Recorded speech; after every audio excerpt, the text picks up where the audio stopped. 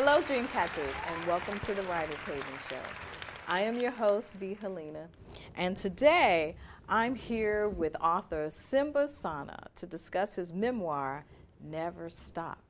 It's a powerful and honest work of literature that chronicles his childhood experiences growing up in poverty and violence in Washington, D.C. in the 70s and 80s to his success as a business owner and co-founder of one of the largest Black-owned bookstores in the country.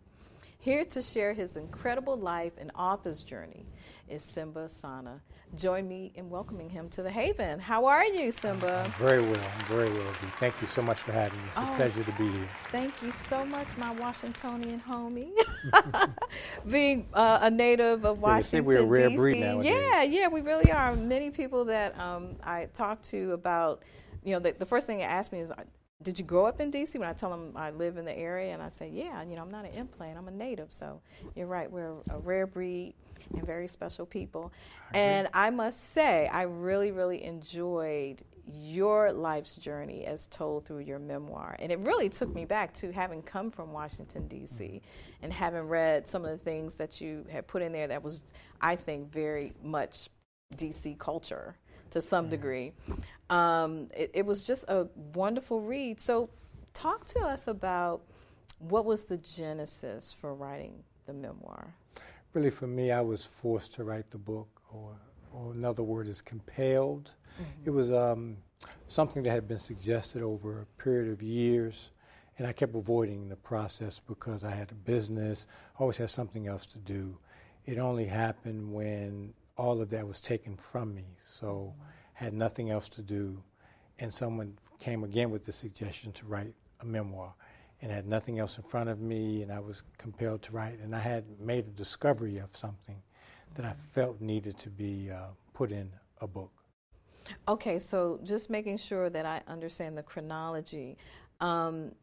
Before you had the problems with the business, someone had said, hey, you should write a book about your life, because they felt that it was such a compelling story that you should put a life experience to pen and paper and share that. Did I get that? Yes, you're correct. Actually, Okay. It was a number of people. The first person, actually, that I can recall was someone who was well-known in D.C. and around the country, Dr. Frances Cress Welsing, who wrote a book called The ISIS Papers. She was a psychologist, actually psychiatrist, who was based in D.C., and she was legendary for her work dealing with racism and the crest theory of color confrontation. And so I went to see her regarding my mother's mental illness, which I guess we'll talk about in a bit. Yeah. And when I told her about the situation and just how I came up, my mother raising me, still being mentally ill, she suggested I should maybe think about writing a book. And then every few years somebody would know about my situation and would suggest, you should write. But I would always just blow it off. So did you write any form of poetry or literature just growing up? Beforehand? Yeah, just because sometimes when people are going through certain disruptive things in their life, they say you should journal or just kind of write those experiences, whether it's in a form of poetry or some other form, as a way to, as therapy, so to speak. Was that part of your equation at all? Well, interestingly enough, I started journaling in college only because there's a Dr. William Lawbaugh, and he's mentioned in the book. I took a college writing course as a freshman in undergrad, and he had all the students journal, and I kept that journal going even after the semester.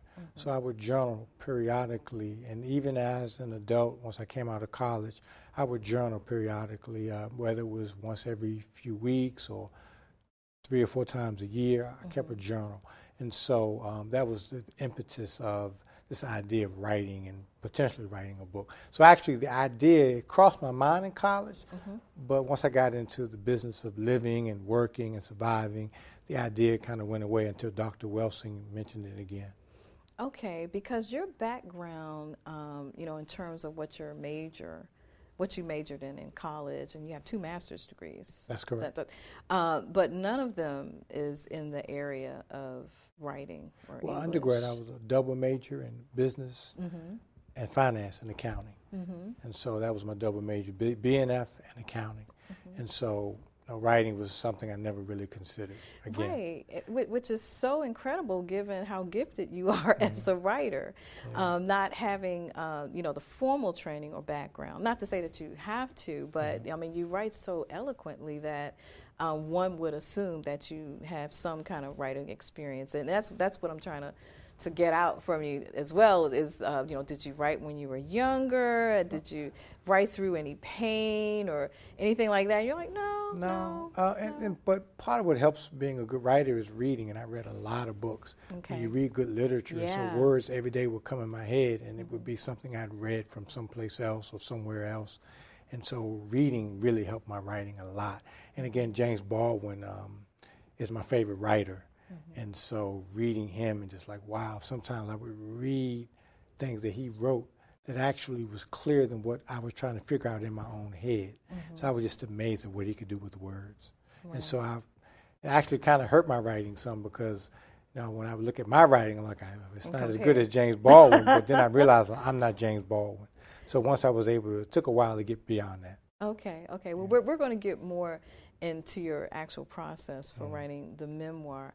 But I want to clue our audience in on the fact that you're, again, as I think I said in the intro, you're the co-founder of Caribou Books. You had how many locations? We had 6 locations. 6 locations, all in the Washington, D.C. metropolitan That's correct. area. We have none actually in D.C. proper, even though the corporation was in D.C. Okay. And our original location was going to be in Anacostia. Okay. And look, we have 4 locations in Prince George's County, 1 in Virginia, in Arlington, Virginia, and then we have a 6th store. Our last store was in Baltimore County at Security Square Mall. Okay. And I know, given your training, your formal training as a MBA, accounting, finance major, that of course those are tools that just makes one successful in anything that has related to business, particularly this kind of business. What was it that made you decide that you wanted to open a bookstore? And did you understand the responsibility of it, given that primarily your books showcased African American writers? Just kind of go through that journey with us. Yeah, the accounting degree helped me most of all, because business and finance is more theoretical, but accounting is very practical. And then when I went to work for Ernst & Young for 2.5 years, the training that I received there was extremely important, like having a to-do list, being organized and detailed. So when I got into the Caribou business, it just, and it was by happenstance. I was helping the person who became my business partner, Brother Yao. He had a vending stand. I helped him. And that's how it really started. And I was actually selling books on the side for different programs. And like my girlfriend at the time, she was a school teacher, and I would order books for her class and make a little side money that way. So when we connected, I brought the books to it, and then it just went from there. And so the idea was just to have one store. But the accounting really helped me become organized. And the rest just came along as I learned, and we went along. We worked really, really hard. Now, I am mispronouncing it. Tell me how to say it correctly again. Well, everyone says Caribou. The correct pronunciation is Caribou. But, Caribou. Everyone says Caribou, and that's fine. And tell the audience what that means in what language. Okay, Caribou is Kiswahili, and it means welcome. Welcome. So essentially, when people, like for example, I have an experience where someone from Kenya, where Swahili is spoken, they would be walking through the mall and see Caribou, they would look up. It's their language. They would come and they would be all excited because it's really telling them, welcome to come in. Yeah. So they would come in and they would start speaking Kiswahili and assuming that we could speak it. And I studied it, but I'm not fluent. And I had spent many a days, because living in Bowie and going to the store in Bowie. What year did you open the Bowie store? Bowie, 2001. 2001. And just being able to go into a bookstore and find a lot of the treasures that were hard to find. I don't even think Amazon was around at that time.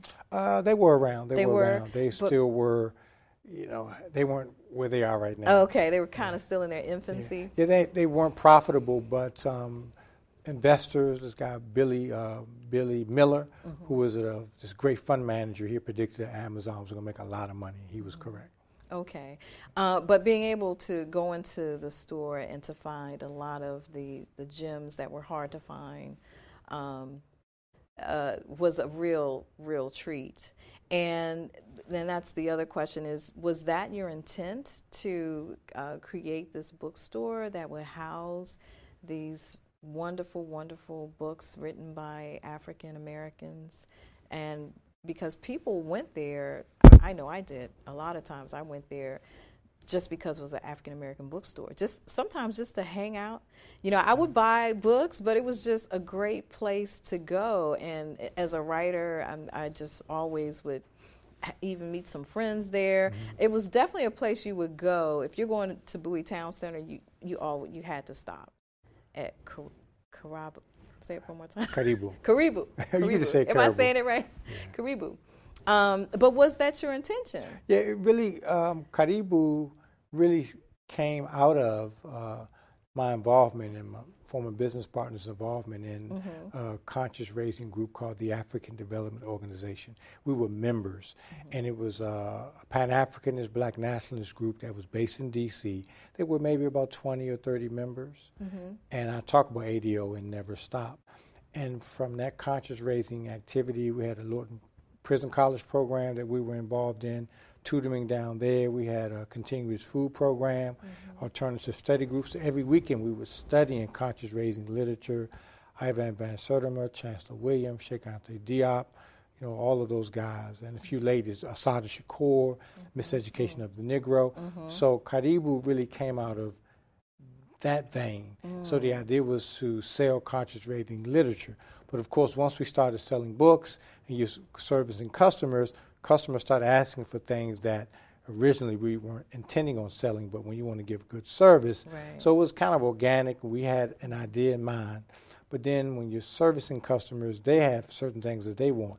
And so it was a dance. We getting in what they want. So eventually we went from selling conscious raising literature, we're selling novels, even street life literature, art books, religion. I mean, it was just this expansive selection of literature, and even music even. Yeah, that I remember that, and you had wonderful book signings and events there. And, you know, we talked early on when we were in the green room about the gumbo event that was there, and I got to meet Marita Golden, and Connie Briscoe was there, and it was my first time. Several book signings with her, yeah. Yeah, very nice lady. Elin Harris. I mean, that was my first time meeting them, and so it just kind of became a place that you would come to find as a place if you were a reader of great literature. This is where you go to find it, and you could potentially meet some of those people that you admire as a reader.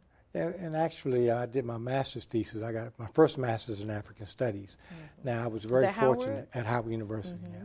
I was very fortunate because my advisory team at Howard in African Studies, they allowed me to do my thesis on the ideas of Amilcar Cabral. Well, a lot of people don't know, but he's considered the revolutionary par excellence. He was killed in 1973. He was born in 1924. He was this extraordinary, fascinating leader that if he would have lived, everyone knows about Nelson Mandela, he probably would have been perhaps as well known. He was brilliant.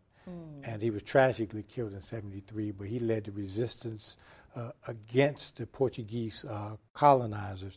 And he essentially was the George Washington of Guinea-Bissau and Cape Verde, where they allowed me to study his ideas and then connect that to a bookstore as a site of cultural resistance. So we viewed the bookstore as a cultural institution that was like a safe haven for people of African descent to come in, to connect, to read, to get books for their children. We had a nice African studies section since I was in grad school. So we had books that would cover almost every spectrum of Black life. Simba, you talk a lot about your upbringing, and there are some things that were very personal, which definitely comes out when you're writing a memoir. Talk to us about how some of the challenges that you faced in putting together that very, very compelling and honest book work of literature? Yeah, I think the major challenge was when I started writing the book. It was that after I had lost Karibu, and essentially everything was falling asunder. I was going through a divorce. There was financial carnage. I'm in a new relationship. And so just trying to struggle and deal with life every day made it difficult for me to find the time to sit down and actually write and concentrate on the writing and juggle all the things that I was dealing with. And so it took me a while. In fact, I went back and got a second master's degree, and in that master's degree involved a lot of writing. Okay. I went to St. John's College. Which master's degree was that? I know that's this was a master's in liberal studies. Liberal studies. And so in this program is a very, very unique school, one of the best in the country. It's the old books it's called like this old books program or classic literature. And so it's in Annapolis, Maryland, very small school, very expensive. I had to get loans to go there and the scholarship as well. But you spend 4 semesters studying. One semester you study philosophy and religion. Another semester you do literature. Then you have politics and society. And then I did history. And so those were my 4 semesters, and I got the master's degree. But you had to write and read. It's extremely stringent program, rigorous. And so when I finished that program, now before I went to grad school, I had been writing for maybe about 3 years or so. And I had written only about maybe 50% of the book. And then when I went to grad school, I stopped writing because I had to focus on school. I finished in 15 months. And when I finished, I picked up the book again. The day after my graduation, I wrote every single day for 9 months and finished the other 50%. So St. John's was critical for me because it was like training camp for finishing my book. Okay. Was that your intent when you went in? It wasn't my intent. I didn't know where I was really going. I just, like my wife kept saying, look, the things you talk about are different, they're very unique. I think you need to go and find your place. And so St. John's was a very unique school because this class is actually run by the students. So it's a very unique school, very special place. Okay, okay. And so in your process for actually writing the memoir, how did you approach it? I mean, I know you said the day after you graduated, you picked it back up and you finished. It took you 9 months to finish. But what was your strategy, the first 50% that you had finished? Well, it was try to write every day. Try to get up every day. Generally in the morning time, my energy is real strong. I get up, I go running, generally 3 or 4 days a week. Then I would come back and I would try to write. And then you have to deal with yourself, which oftentimes is the big struggle because you tend to procrastinate, and you have to deal with yourself. Yeah. And then you're writing and you don't like what you're writing. Was it good enough? That was a big concern for me because I spent a lot of time with writers and some very good writers and poets. Yeah. And so I wanted to make sure that whatever I put out, I wanted it to be of quality. So. So what about structuring? Did you delve into? I had an outline. Yeah. And I did a book proposal. And so the book proposal was picked up by Agate Publishing. And so I had a structure that I operated from that was based on the proposal I did. So I tried, it definitely changed, but I tried to stick to that. And that really helped put the structure together. Okay. And there was a guiding principle, kind of an underpinning that had made this discovery. So I had to go through my life from birth all the way to almost present day. So that was the basic structure, but there were certain key points I wanted to hit as it pertained to my life. Your writing and the experiences are very raw. They're gripping, compelling. How challenging was that to write? I mean, there's real people in your life that you are not only writing your experiences, but also your perception of theirs is also flowing into this book. How challenging was that for you? Yeah, it wasn't really challenging for me in terms of divulging things about myself, but as you pointed out, other people in my life. So that involved me talking to certain people. And interestingly enough, almost every guy in the book is their real name, with the exception of maybe one or two, a few. But most of the guys, and some of these guys have done some really, I guess you would say, horrible things or illegal things. They were okay. It's something they had dealt with, and they had made peace with what they had done. And so it was okay for me to mention them, and they were okay. Now, almost every woman in the book wanted their names changed. And I think it had to do with the fact that even though women have made a lot of progress since, years ago, it's still a double standard with women. So, for example, I can go out, let's say if I wanted to go out and sleep with 10 women, in some circles I would be held in high esteem. I would be the man, so to speak. But if a woman did that, she would pretty much have to move out of town. That's still pretty much true today. Yeah. So women have to be very concerned about their image, how they're perceived, what's said about them. So, I have to respect that women are very sensitive about what was said about them. What about your children?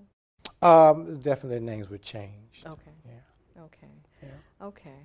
And so there's the process of how you wrote it. You had a proposal that you stuck to for a good part of it, but allowed yourself the flexibility as you were writing to come up with the final look and feel and sound and tone of the book. And unlike other bodies of work, memoirs are a little bit different in that, it's basically the story of whoever is telling the story. And you talked about the challenge. Well, you said it wasn't challenging for you. Well, it wasn't challenging because the things I was talking about that were sensitive, I had dealt with them. Like the search for love, the issue with my mom's mental illness, some personal things I had to struggle with, things that at one point when I was, let's say, a teenager or my early 20s, would have been like, I had a deep, dark secret, which, I was, by the time I got to my late or mid-20s, I was okay with it. And then definitely before I wrote the book, I was okay with everyone knowing about that. And so that's something that, I laugh at it now. What message did you intend to send out to the reader in reading your memoir? Actually, the initial message and the primary message was that love itself is not based upon thought. That was the major discovery that I had stumbled upon, unknowingly, that love is not based on thought. And that's why it's difficult for us human beings to find love, because we use thought for everything. But when it comes to love, it's not based on thought. And that's what I stumbled upon. Now, you said initially, is that still the main? It's the primary, but then there's this idea of wisdom. And so the title, Never Stop, really means that if you are in search to find out who you really are, you're really looking for wisdom. This idea of becoming self-knowing or self-discovery, and that's through inquiring of yourself as to who you are. So one should never stop. It's a never-ending process until the job is done. Okay. Now, I'm going to guess that this is a picture of you on the yes. cover. Freshman year, college, cross-country team. Freshman year, college. What would you say to this young man now, having experienced all that you've experienced and learned about life and love? What advice would you give to this young man? I would tell him to marry based on love. And I would say to him, if he's wondering, what love feels like, you know it when you don't have to ask. That's when you really know. So, but again, I couldn't, I wouldn't want to change anything now because I've learned so many things, and the things that I've acquired, things that have happened. You can't really play around with, go back in time and change things, because then you change something about yourself. Yeah. And what message would you give to a person that's thinking about writing a memoir? To begin the task and to be as honest as possible. To be Not as to honest be as afraid. possible. And to be, one of my, I guess my guys or my dictum comes from a quote from Einstein. It says that the right to search for the truth implies also a duty, that one must never fail to reveal everything that one has discovered to be the truth. And so for me, if I'm going to talk about the beauty of what love is, what I discovered love to be, then I felt compelled to disclose the ugliness of what love is not. So that means I had to be vulnerable about. So I put things in the book that someone could read and judge me for, but that's okay, because that's what people connect with. Yeah.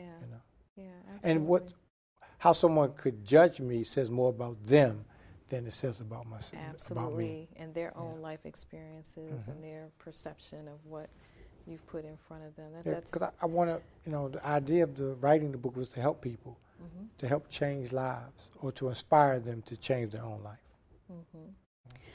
What's next?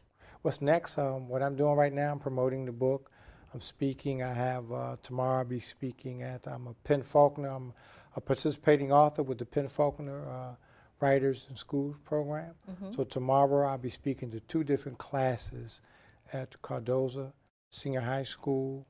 I have another speaking engagement at the Library of Congress on, that's going to be that's going to be actually April the 18th. Okay. I'm going to D.C. Jail on March 28th.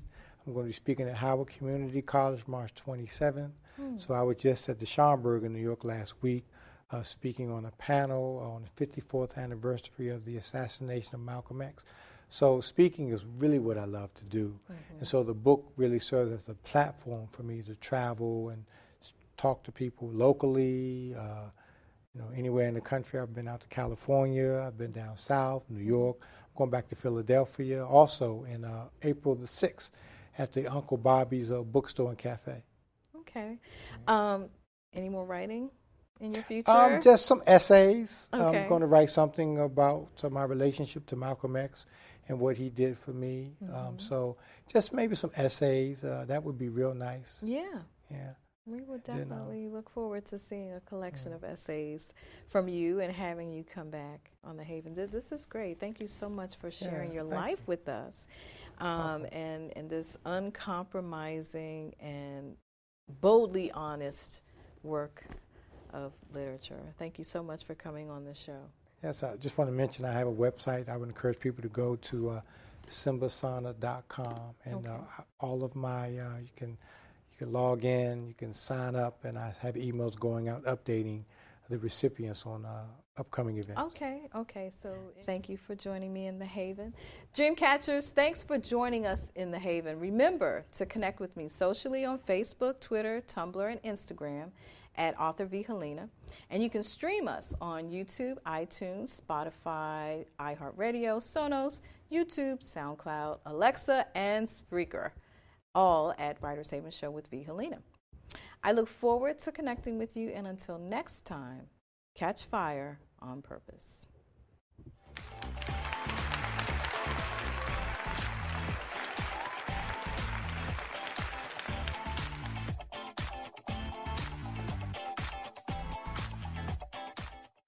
Dreamcatchers, welcome to another exciting season of the Writers Haven Show. I'm V. Helena, your host and executive producer. The Writers Haven Show was created to showcase the passion, process, and projects of writers of literature, television, and film. In our 3rd season, we've expanded our programming to include songwriters. We hope to inspire and motivate you with this season's lineup of artists. Stream our shows on iHeartRadio, Spreaker, iTunes, Sonos, SoundCloud, Spotify, Alexa, and YouTube. We drop new episodes every week, so subscribe and never miss a show. Find me on Facebook, Instagram, Twitter, and Tumblr at Author V. Helena, and visit our website at www.writershavenshow.com. See you in The Haven, and until next time, catch fire on purpose.